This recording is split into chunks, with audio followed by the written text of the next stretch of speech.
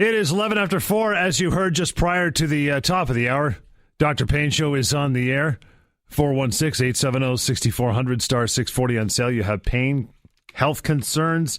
This is why you're here, man. You answer a ton of phone calls, get that ball rolling anyway. Enlighten some people. I do my best. And educate. I do my best. Right?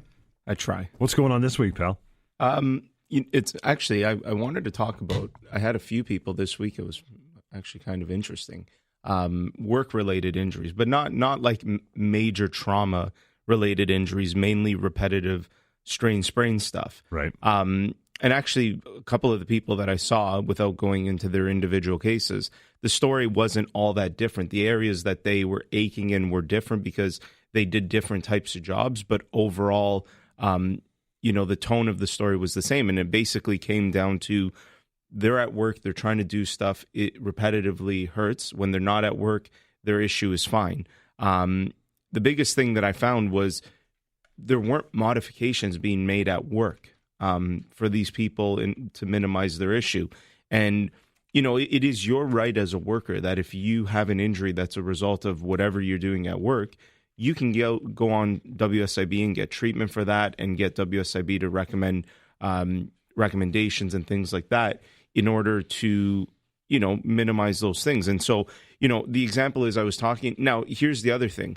I was talking with one person who was talking about that work still hasn't got the expensive chair, the desk, all of those things. Right. And my belief on this. You can have the most expensive chair in the world. You can have the best desk. You can have everything. You can have every toy out there from a ergonomic perspective. The very basic fact is this: we are not meant to be in a static posture for a prolonged period of time, or any given posture for a period of time, or doing the same thing that's even not static, maybe dynamic, like a repetitive motion over a prolonged period of time. You need to take breaks from the things that you're doing. So what does that mean? If you are sitting, if your job means that you're sitting on a computer, then you have to every 15 minutes or so, 20 minutes maybe, offset that by not sitting and not being on your computer. The break in your case is moving. Correct. Right. If you are someone who is on a factory line and you're doing the same repetitive work, well, your break means that you need to stop doing that. Maybe it does mean you should be sitting down. Right. And so this is the thing. And now I was dealing with a person who essentially said, well, my job, I can't do that. I don't have that time. And it's like, listen, breaks, when I say break, like if you're working on a computer, I'm not saying you have to break for 15 minutes. I'm talking about a minute and a half of something different. You walk around your desk, you stretch, whatever. Yeah. Everyone's got time for that. And if you don't, then I think there's other issues there, right? Whether that's, maybe a very hectic work environment or an unaccommodating work environment. But I mean, I think everyone could build in those small breaks, right, that you do for yourself. And it's very, very important, because if you don't do those things, well, then you're just asking for problems. One person that I met was doing something repetitively, but they had tools that they could be using at work that would have made this repetitive motion better. And I said, well, why don't you use this? And they basically said, well, it kind of makes it a little bit more time consuming. It's like, well, that's not your problem, right? Your problem, your job is to do what you need to do, but do it in a way that's safe for you, that doesn't hurt you. So, if work is provided, that's another thing. A lot of people, the workplace does have things that you could be doing to make minimize the impact of repetitive sprain, things like that. Some people just choose not to do them because those things are often not easy, right? Like, oh, now I got to go grab this big ladder in order to climb to this level versus if I just step up on this piece of wall here, I can get there much easier. Well, no, you should be doing the things that work has set out for you in the proper way. So I thought it was interesting that there was this kind of topic on workplace injuries that I saw, because I saw quite a few people with that. And it's funny, sometimes I end up seeing the same things. But I mean, anybody out there suffering from a work-related injury. Now, that doesn't necessarily mean, like, people think work-related injuries means you have to, be walking, you slip, you fall, and there's big trauma there.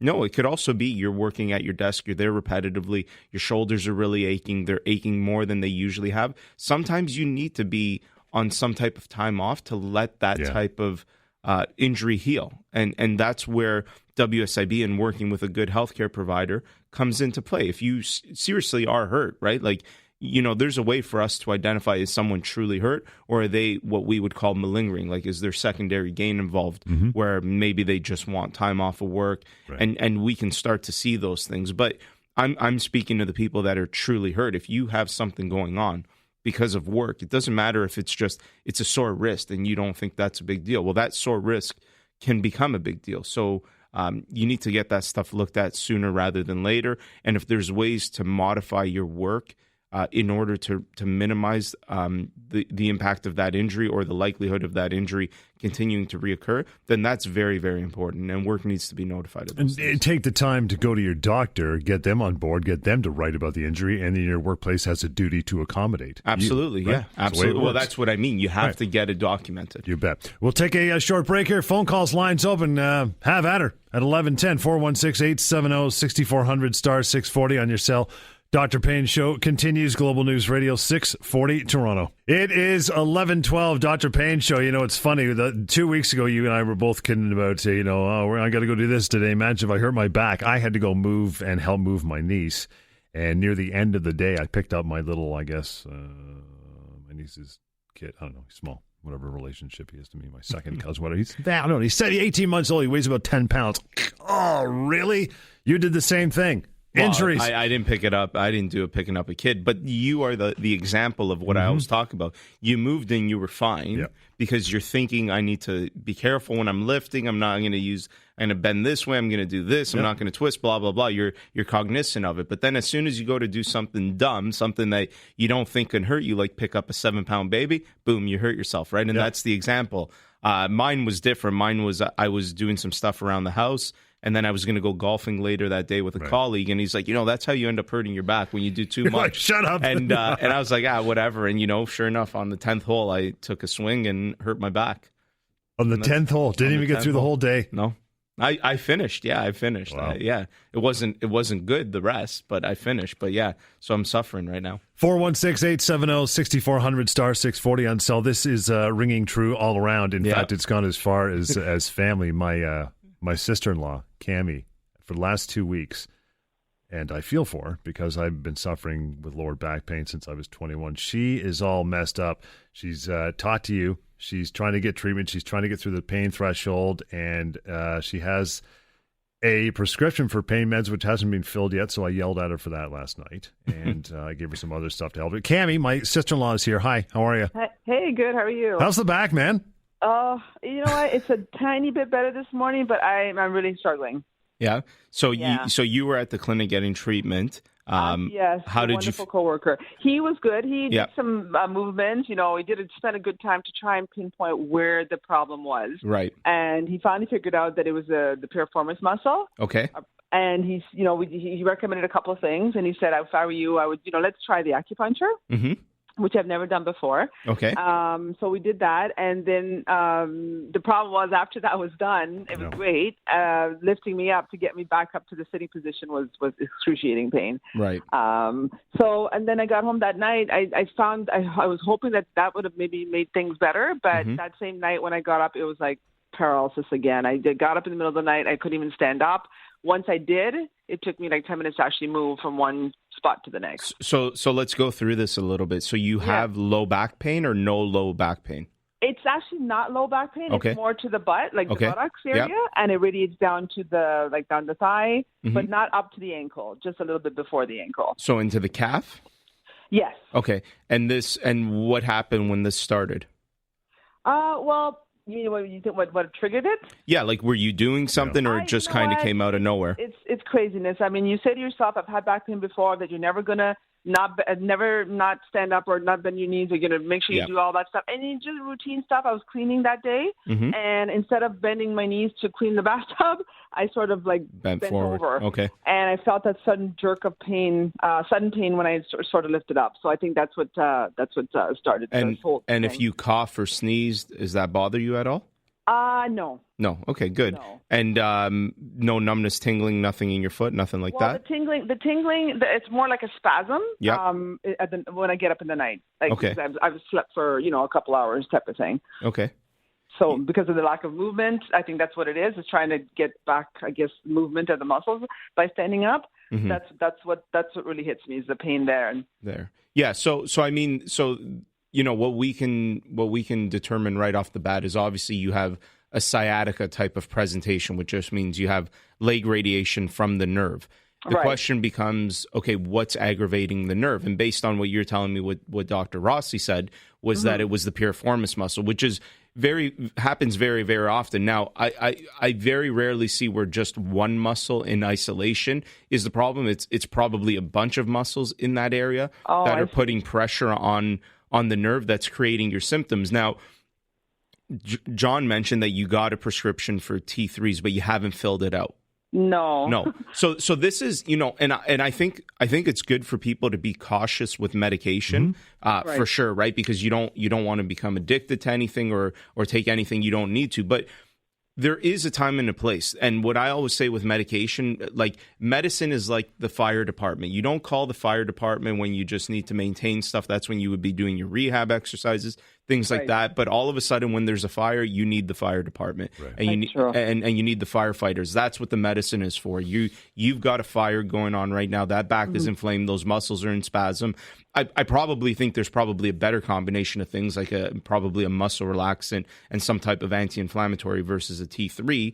But some combination of medication in the first 3 to 5 days of something not getting better does help to get that inflammation and that muscle spasm down to a point where at the very least you can get into the office to get treatment, because based on what John said, you were able to get 2 treatments, but you're not feeling that great yet. And that's kind of the struggle, because treatment will also inflame, right? Because you're doing movements, you're doing things. So there needs to be something that controls that inflammation component as well.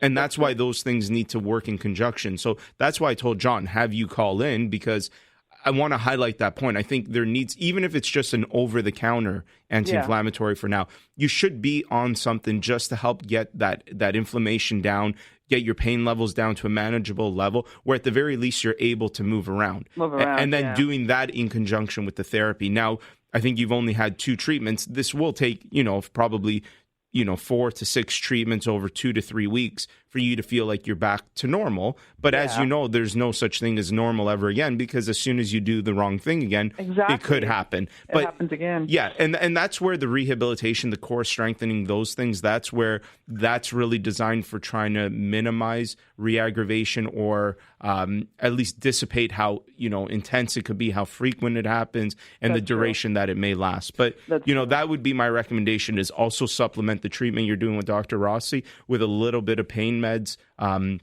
specifically anti-inflammatories, maybe a muscle relaxant, just so that way you can get that spasm that's happening down to a manageable level. Well, he did mention that, by the way, Dr. Rossi, when I saw him. He said, next time you come in, we definitely need to maybe try out some other things besides the acupuncture. Yeah, for sure. To manage it better and to make it, easier for you to sort of deal with the other methods of helping your treatment, to I guess long term, instead of it happening just now and then whatever. So, and these things don't happen overnight. Like especially once you start aggravating nerves. Nerves are not just like muscles. Like if it was just a muscle that's affected, like when you go to the gym and you have a delayed onset muscle soreness within 24 to 48 hours, that tends to get better. But once you start aggravating nerves, like even just neuropathic, like a neuropathy, like a zinger of a nerve, can take 6 weeks to heal, just because nerves don't regenerate well, which is why when people are paralyzed, they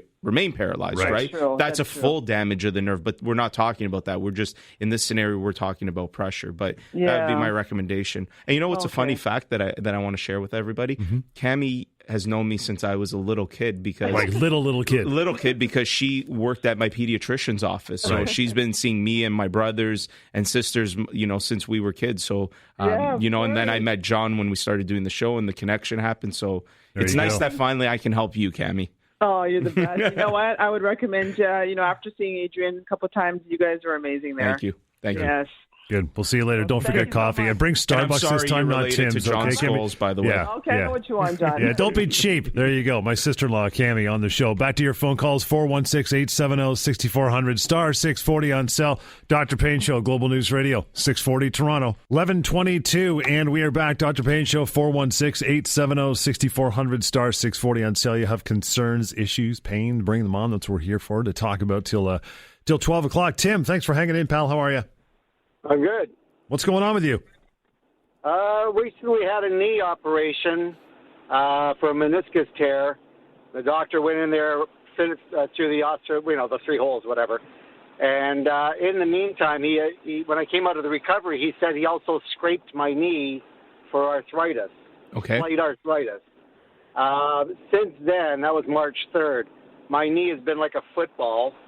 When I went back to him, he said, well, that's sometimes that happens. You've got inflammation. Take these pills. Don't take them for more than a week because they'll increase your blood pressure, but it should all go away. Right. Well, it didn't go away. It got worse. I could barely walk on it. Finally went back 2 weeks ago. He drained it and shot some cortisone in, and he said, see me in 6 weeks. 3 days later, it was right back to the way it was before. And in the meantime, I was asked by people and physios, they said you should never have gotten your knee scraped. It's the worst thing you can do. There's been no proven evidence that it does any good. It does everything bad. Mm-hmm. It can cause inflammation. And secondly, he says, did they test the fluid that came out? What color was it? I said, it was a dark yellow. Mm-hmm. He said, did they test it for infection or back? I said, I don't know. He didn't say nothing. He just come see me in 6 weeks. Right. So I'm at I'm puzzled as to what's going on here. Yeah, I mean, well, there's a couple things here. So, number one, did you do therapy right after the knee operation? Yes, I did. Good. Yep. Okay. So, can operations not have their intended outcome? Yes, that is always a possibility, right? You can go in and you can come out worse than you went in. That is obviously never the intention of a surgeon, right? Their intention is not to make you worse. It's to make you better, and everything that they're trying to do is with that in mind. As for scraping the knee, there's a very important concept, which is consent to anything that you get done, right? So I'm not sure what the consent process was with you and the surgeon, if you consented to him repairing your meniscus, and also maybe, if he discussed it or he or she discussed it with you previously and said, hey, when I'm in there, if I see that there's arthritis, I may go ahead and scrape some of that as well. Which he did, and I agreed to. I said, okay. So from that consent perspective, right? Like, that's where we have to think, okay, and the consent process involves him or her making you aware of the risks and benefits, right? So if you're sitting there with the patient, you say, here's what my intention is. If I go in there, I'm going to scrape it, and that should help with blah, blah, blah, but it could also cause blah, blah, blah. So he never said it could cause anything. He said it will improve your knee. You've got slight arthritis for a 60-year-old. Right. So, yeah, and that's a very, very dangerous thing for healthcare professionals to ever be absolute about anything, especially when you're dealing with surgery, because, again, he or she may be doing hundreds of these surgeries a month, and 99 of them go perfectly as planned because they're low level, not overly invasive, et cetera. But you don't really care about the stats when you're the 1 out of 100 that it doesn't go well for. So absolutely, yeah. So now the question becomes, what do you do going forward? I mean, if you had an infection, do you have fever or anything like that, or are you fine? No. Okay, so you don't have constant. Is there any warmth and redness in the area, or is it just swollen? It's very hot. Very hot. Is there any pus coming from it? Anything like that? No, there's no open wounds. There's nothing like that. But when he drained it, he drained about 115 millimeters or centimeters, whatever. I grew up in the old math. Right. So he drew out a lot of water, and anyways, it was all very dark yellow with a little bit of blood in it. Okay. Yeah, I mean that's the color that would be expected. I mean, it's probably not a bad idea to get the fluid tested for any type of bacteria. Sometimes you might just have, some type of low-level infection in there causing that. If it's not that, I guess my next question would be, when you go back or go see him sooner, is, hey, what do we do about this? Like, the the outcome was not what was intended. Should I be going to see somebody else, or should we go back in? Should we leave it? Like, what is the plan? To just say, see you back in, what was it, 6 months? 6 weeks. Well, 6 weeks. To add to that, before I got it drained, I went back to my family doctor. I showed him what was going on. I told him what my physio guy said. He showed me an article. The physio guy showed me an article about scraping, how it has negative effects. For the most part, no positive. My family doctor said, I tend to agree about the scraping. I'm not a big believer in it. Yeah. However, I've sent a lot of people to this doctor. This is the first time I've seen something go bad. Right, yeah. And I understand those risks. I totally understand those risks. I don't think this doctor had any intention of anything going bad. This is just the reality. So I think we can forget about his intention. Like, I think it does no good to think about what was his intention, because obviously it was good. Then the question that should be important is, okay, well, what do we do going forward? And, I tend to agree about the scraping as well. Like, there is the research that I've seen the same stuff that's not very good. Having said that, I also know people that have had it done and have had great experiences with it. So a lot of these things, the research can suggest, even if you did something where the research said, 95% of people have this perfect outcome or whatever, you might fall within that stat where you don't. So, a lot of evidence-based medicine is not only what the research is, but what does the doctor's experience tell them to do, and also what does the patient want. And it sounds like the doctor thought it would be a good idea. You agreed to it, so they went ahead, and it hasn't had the intended outcome. But we're going to take a break, Tim. Just hang on, and we'll continue talking. Hang on, Tim. Stay there. You as well. Lots of time for you to call in if you have questions or concerns as well. 416-870-6400, star 640 on cell. Email, by the way, anytime is info@paincarecanada.com and 1-855-55 Lou, DRLOU. Dr. Payne Show continues. Global News Radio, 640 Toronto. It is 11:31 on Saturday morning. You have plenty of time to call in till just before 12 o'clock here. Talk to Dr. Lou. You have pain concerns, health concerns is what we deal with week in, week out here on the show. 416-870-6400, star 640 on cell. Timmy, thanks for hanging in, pal. Continue on.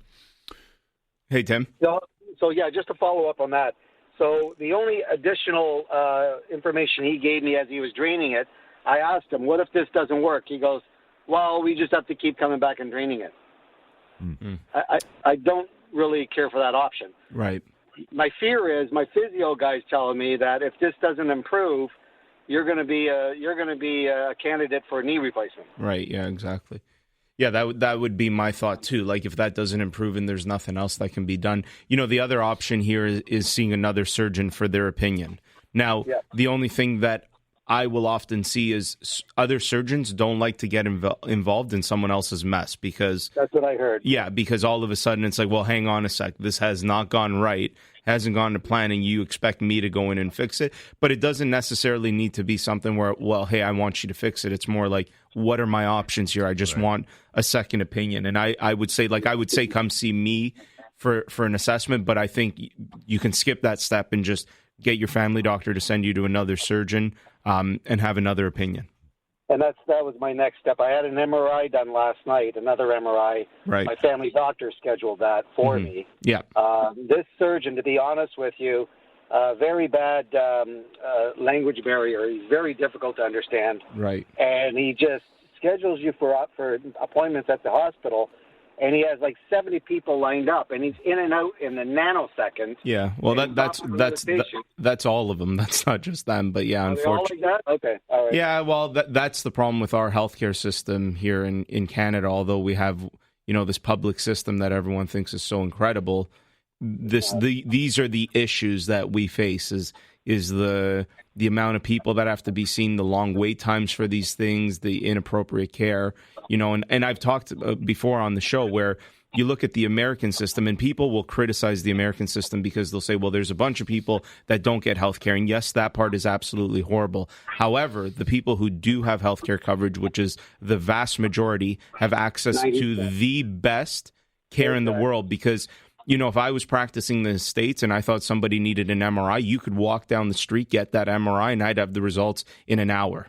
Versus here, if I think you need an MRI, we may be waiting 3 or 4 months, depending on. Now, we do obviously have a system in place where if something is urgent, like potentially life threatening, but potentially life-threatening. You don't want to ever get to that point where that's when you're being rushed. It would be nice to have these things dealt with quickly. So, the only way you get that done is if you're a hockey player or a basketball player. Well, yeah, exactly. But they're paying for those interventions, and so that's a whole other discussion on healthcare. On healthcare, the political side. But yeah, I think my best recommendation for you would be you need to get another surgeon's opinion, just to see what they may recommend. If it sounds like it's the same opinion, then if they're saying, hey, the only other thing is the knee replacement, I think continue trying with the therapy. But it sounds like you're probably doing the right therapy. It just, unfortunately, whatever you had done, some people just don't react well to surgery either, right? Like there's even people that get knee replacements and it doesn't go as planned. I've heard that. Yeah. So basically, I might be a candidate, or I just have to keep going back, getting it drained, and maybe it might eventually settle down. Yeah, exactly. Like it's very, very hard to say. You may have to do other things like wearing compression sleeves, things like that, in order to keep pressure on it. There's a bunch of different things that could be done, but it doesn't sound like there'll be a very easy answer. But if you're having a barrier with your current surgeon, you're also not getting the answers, I would say in that scenario, a second opinion is warranted. All right. Thank you very much. No problem. Thanks, Tim. Appreciate your call. It's never simple, right? That's never simple, yeah. And that's the unfortunate reality of surgery. It still is. Like, nothing is perfect, right? Mm-hmm. Like, and not just surgery, any intervention. You could be doing therapy with someone and it may not go according to planning. You may actually make people worse. That's one of the things that our therapists, when they're going through the informed consent on something, that's one of the first things that they highlight. It's like, hey, my intention is to help you, but I may also make you worse. Now, it is the practitioner's job, because there's always a pro and a con. What the practitioner and healthcare professional's job becomes is, how do you distinguish who's at biggest risk for the cons, right? So the example being, what's an example? I can't even think of one right now, but all we're essentially trying to do is determine, it is my job to hear everything about you and then determine, here's what I think are the best options because of A, B, C. But you also have this likelihood that you may get worse. However, based on the fact that you're young, that you're healthy, et cetera, that's likely odds not are in your favor. Exactly. It's always about the odds. But anything could go not according to plan. That's why informed consent is a very, very important aspect, where you have to consent to what's being done to you, and you should understand the risks and the benefits. In fact, it is the job of the healthcare professional to identify those to you. If they do not, and you're the patient, I would encourage you to ask. Right? So if you're listening and you're seeing somebody, just always ask, hey, what are the pros and cons here? Also, another big thing is, what are my alternatives? If I choose not to do this intervention that you're suggesting, what else can I do to help with whatever I have? And that's the plan of management aspect, where you're telling someone their diagnosis, their prognosis, the risks and benefits, and also the alternatives that they have to deal with those things. So if you got all that covered, you should be able to, you should be able, that is how you can make an informed decision. Right? That's the whole aspect, because we have this body of knowledge that just floats around in our head. The patient in front of us doesn't have that. So you have to do your job to educate them on those things. What is my diagnosis, or what is your diagnosis? What is your prognosis, which is how likely you are to recover from whatever this is? What is the pros and cons of whatever intervention that I'm recommending? What is the intervention, first of all? Right. What are the pros and cons? And what are the alternatives to that? Are there other things that I could be doing, right? So the option may be, hey, you have a meniscus tear. We're recommending surgery to repair it. Here are the pros, the cons. And an alternative is you can try therapy, or you can try, specific types of therapy, maybe acupuncture, maybe physiotherapy. But then they can tell you those things are not as likely to work based on such and such evidence. And then going back to what evidence-based care is not just what does the research suggest. So it's not just about what is the best, randomized controlled trial suggests. It's also about what is that clinician's experience like, because some things don't have good evidence, but in practice they tend to work well because the clinician may see that over and over again. They've been in the trenches again. And they tried it out. Exactly. Right? Yeah. And then the third part, which is the most important, is the patient agreeing to whatever you're recommending. So you can have the best research articles. The clinician's experience could be, recommending, do this. But if the patient says, no, that's not evidence-based medicine. Evidence-based medicine needs to include the patient's consent to whatever's being done. More of your phone calls after a wee break. 416-870-6400 star 640 on cell. Got plenty of time right till 12 o'clock to ask your questions. Get some answers from Dr. Payne. Dr. Lou is here until 12. Dr. Payne Show, Global News Radio, 640 Toronto. It's 11:42 up till 12 o'clock. 416-870-6400 star 640 on cell. You have pain concerns, health concerns. Love talking to you. Get some answers. Get the ball rolling anyway, at least a direction of where you should be going, right? Yeah, absolutely. And it could be as simple as what we did with Tim, right? Like, I didn't say, come see me. I told him, I've guided him in the right path. Same, with Cammie when we were speaking with her. Just continue on with therapy. It's not always about come see me for an assessment. Now, if you want my people do call and want me to be the second opinion, I need to do that in person. I need to see you. And a lot of people say, are you the person that's actually going to see me? Yeah, it's going to be me. I will be the one that sees you. But I always recommend the free consultation over the phone first, because let's make sure that I'm the right person to assess you first off, right? So Tim is a perfect example. It would just be a waste of money for him to come see me, because my recommendation would have been the exact same after doing a proper history, everything, physical exam. I would have said, well, it's a surgical case. You need a surgeon's opinion. That's a second opinion. And second opinions are important. I don't think people should be afraid to get those. I've heard people that say, like, oh, I've told my doctor that I want a second opinion, and they've threatened to throw me out of their practice or things like that. That's silly. Like, that's just, I don't even want to get into how silly that is. It is your job as a patient, as a consumer of healthcare. If you feel like you deserve a second opinion, go get one. Now, there's some people that want a third, a fourth, a fifth, a sixth, a seventh. There does come a line where then I could see a doctor turning around saying, hey, settle down, calm down. Like, how many times do you have to hear the same thing? But a second or third opinion, I don't think is unreasonable, especially if you've got concerns, if something's not making sense to you. Like, I always tell people, go based on your gut. If your gut's telling you something doesn't sound right, I need to know more, follow your gut instinct on that. There's a reason why it's called your gut instinct. 416-870-6400 star 640 on cell. Agatha, good morning. Good morning. How are you? Oh, not bad. How are you doing? Okay, what's your concern? Okay, I've had gastritis for a couple of years. Mm-hmm. Like gut problems. Yep. Okay, and I've gone to my doctor. I've had a colonoscopy. I've had a gastroscopy. Mm-hmm. And the last one I had was in 2017, and 2 polyps were taken out. Okay. And they were benign. Mm-hmm. So I haven't had as far as that. But then since then on, I've been having problems with the stomach.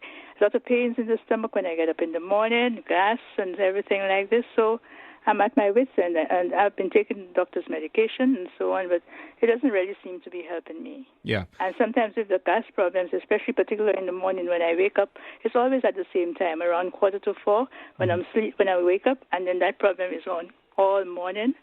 And I'm seeing a dietitian. Good. And then with regards to my foods, some of the foods like she's telling me I should stay away from, like cabbage and all these sort of things.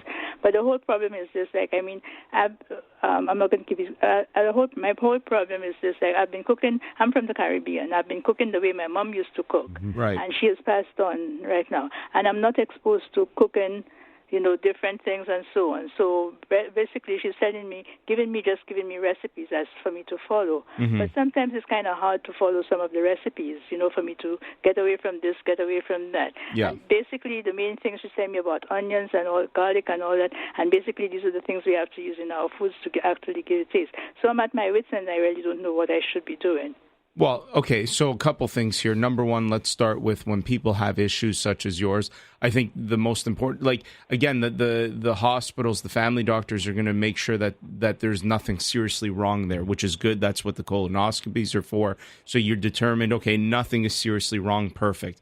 The next thing for obviously something like gastritis is whatever is in your diet could be affecting the way you feel. Your point about that you're not accustomed to cooking different things, that's an internal issue with yourself. Like, I'm not trying to be rude here, but if someone's recommending that you have to make the change, then you have to make the change. It's the same as when we tell people, you've got to change the type of exercise that you do, or you got to do this. And it's like, yeah, but I've never exercised in my life. Well, it's like, well, you need the recommendation to get better. And if the recommendation is you've got to eliminate certain things or cook in a different way, then some of not some of it, but a lot of the responsibility also falls on you to make those changes, right? Yes. So, and that's... And I'm willing to do that. Yeah, good. And I'm just trying to be as honest as possible when I say that. I don't mean to be insulting or rude. I'm not going to give you... The thing is just like, they're sending me recipes on the computer, and I'm trying to follow some of it, which is kind of good, Yeah. But some of them are kind of difficult. You have to get certain things on which I don't know exactly,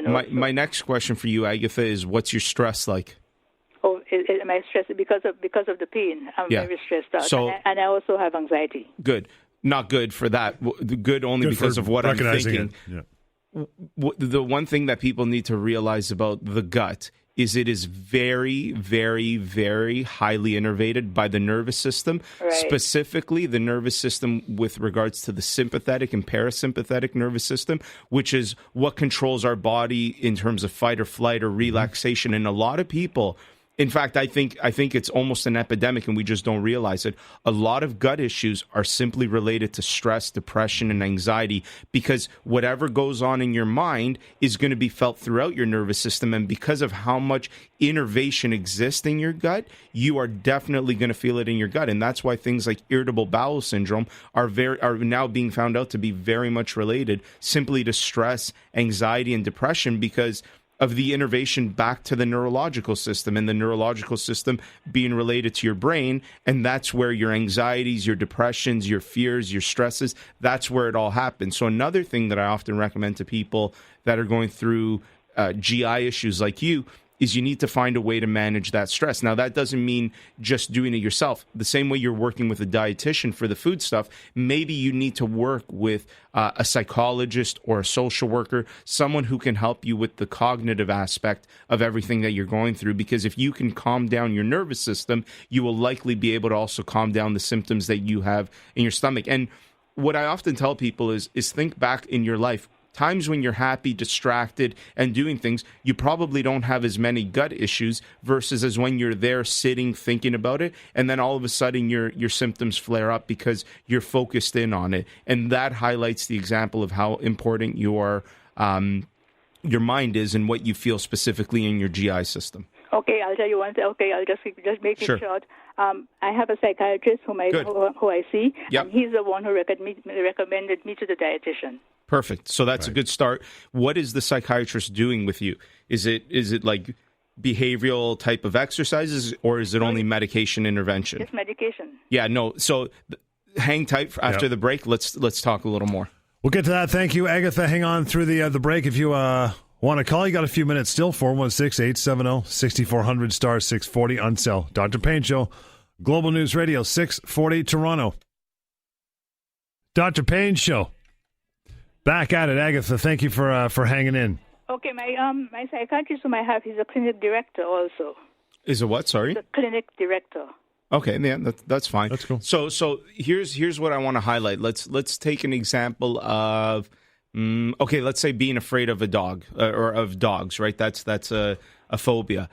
Now, sometimes certain practitioners will say, well, here, you need some type of depressant to calm you down because you're anxious when you're in those scenarios. Fine. That is all very, very important. But the underlying issue is a cognitive behavioral issue. There's a thought pattern that's happening that creates that stress around that dog. Correct. And so you need to have some type of cognitive behavioral intervention that makes you realize that being around dogs isn't as dangerous as you somehow believe in your mind. Correct. And so and I use the example of a phobia with animals only because it's easier for people to understand. But the same thing exists with whatever you're going through in life, which is just even if you have generalized anxiety. sure, the medication does help to manage it day to day. But if you don't start changing the underlying beliefs in your mind that have developed that anxiety, then all you're ever doing with the medication is just putting a Band-Aid on it to hide it for a period of time. But you need to be involved in some type of cognitive behavioral intervention in order to change that thought pattern, or at the very least start to make yourself realize how your thought pattern is faulty. And in doing those things, that's how you can truly calm that anxiety down, I think. Okay, then. Okay? Okay, thank you very much. No problem. CBT is so important. I know that we talk about it more and more every week, but it's I'm not even a psychologist, and I talk about it more than anything else almost. Yeah. It's because of how much I believe that is the underlying cause to everything. Psychological is in my opinion, this again, because I don't have the research to support this, but if you ask me to take a guess on what we're going to find out in 50 years, 100 years, is that it's all related to the way you think. 100%. Yeah. Sometimes it's incredible when you hear stories about, they'll interview someone who's 110 or something, and they'll say, how'd you get there? What were you doing? And it's like, well, I was... I smoked and I did everything. Ate grease and bacon and all that good stuff. And everything's fine. Now, a lot of that is genetics, yes. But I also think what's important is what's your belief around what you're doing. Mm-hmm. The example being, you meet a ton of people who smoke cigarettes, and versus them, now I'm not condoning smoking cigarettes. I think it's bad. But the idea that I'm trying to highlight is you meet some people that say, oh, this is killing me. Like, I need to quit. Versus other people that smoke and say, man, I don't care. It is what it is. I wonder which one is worse, right? Like I know what I think the answer is, but I don't have the research to suggest it. But I think even the things around the way you think, the same as like people who eat whatever they want to eat and they don't care, versus someone who eats what they want to eat but is always thinking, I got to change this, I got to lose weight, I got to get back into shape. What is putting more strain on your mind? The part that you don't care, or the part where you do care, where you're contradicting your actions with your beliefs. Right. And I think that's an internal struggle. That internal struggle creates anxiety. It creates stress within the mind, and the mind is going to dictate everything that happens in the body. It's funny you mention 100%. It's off a little bit about what we generally talk about on the show, but I was talking to a friend of mine about that soccer team that was stranded in that cave miles in. And apparently that teacher that was with him, that soccer coach, was a highly trained monk. Oh, really? The type of guy that would literally meditate on his own for 3-4 days at a time. So he trained these kids to just calm down. Mellow. Absolutely. And they say that's part of what got them through. I didn't even know that. But I mean, again, I don't have the research to suggest on how important. Well, there is some research to suggest, but I just think what we're going to find out one day is it all comes down to the way you think, your belief systems, and especially when your actions contradict what your deep values are. And that's a big thing. And that doesn't just apply for small things. It applies for relationships. Like, how many people are married to a person that they hate everything that person stands for? Yeah. You're contradicting everything about what is true to yourself. And I think if you can be true to yourself in that regard, and you can be honest with yourself, and your actions are consistent with your beliefs, that will minimize your stress and anxieties 100% for sure. Teleportation and the Vulcan mind meld. When we get to there, my friend, then we're going. Then we've reached the the zenith of what we could do with our minds. Absolutely. But again, just before we leave, reiterate, get a hold of you, why it's so important, how you get us started. Yeah, it's very simple. You can either call 1-855-55-Dr. Lou or email me at info@paincarecanada.com. You can visit the website at paincarecanada.com. You can look through it. You can send me an email directly to there. You can call me. The number is all there. And it's simple. Just give me a call, send me an email. We're going to get in touch. I like to...